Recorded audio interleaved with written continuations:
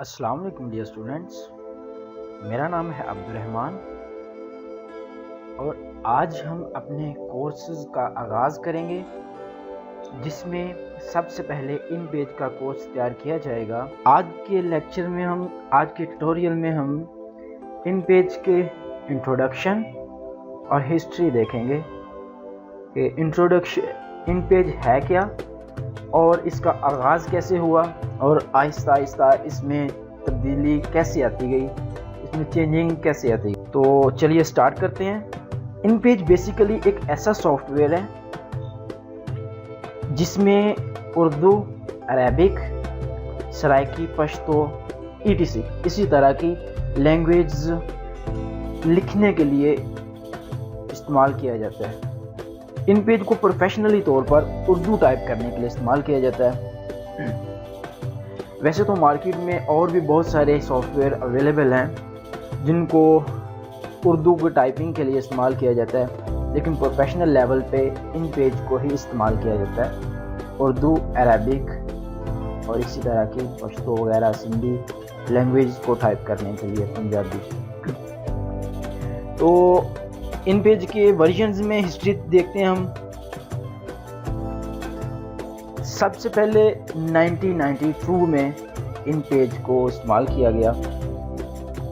اس کا ورژن جو بنایا گیا تھا اس میں تھا 2.92۔ اس کے بعد جیسے ایک چیز کو استعمال کرنے کے بعد اس میں کچھ خامیاں نظر آتی ہیں، ان خامیوں کو دور کر کے ان میں آسانیاں پیدا کر کے ایک نئی شکل دے کر اسی چیز کو دوبارہ سے تیار کرنا، اس کو کہتے ہیں اپ ڈیٹ کرنا، یعنی کہ اس ایک چیز کو پہلے سے بہتر بنا کے پیش کرنا۔ اسی طرح ان پیج کے ورژنز میں بھی آہستہ آہستہ چینجنگ لائی گئی۔ تو ان پیج کے اپڈیٹس میں وقت کے گزرنے کے ساتھ ساتھ اس کے نئے ورژنز آتے گئے، جس میں 95 آ گیا، پھر 6 آ گیا، 7 آ گیا، 8 آ گیا، 99 آ گیا، اسی طرح پھر 2000 آ گیا ان پیج، پھر اسی طرح 2004، 2007۔ بیسیکلی سب ورژنز میں بہت زیادہ ٹولز یا بہت زیادہ استعمال کرنے کا طریقہ سیم ہی ہے، اس میں فنکشنز سیم ہی ہیں، تھوڑی سی چینجنگ ہوگی، فونٹس کی چینجنگ ہوتی ہے ورژن ان پیج میں۔ ان پیج کی اپڈیٹس میں صرف فونٹس کی چینجنگ ہوگی یا کلرز کی، انٹرفیس کی تھوڑی بہت چینجنگ ہوتی ہے، باقی تقریباً سیم ہے۔ یہ اس کے تمام ورژنز جو استعمال کرنے میں تقریباً سیم ہے، ان کے صرف انٹرفیس میں تھوڑی بہت چینجنگ ہے، انٹرفیس میں تھوڑی چینجنگز ہے بس۔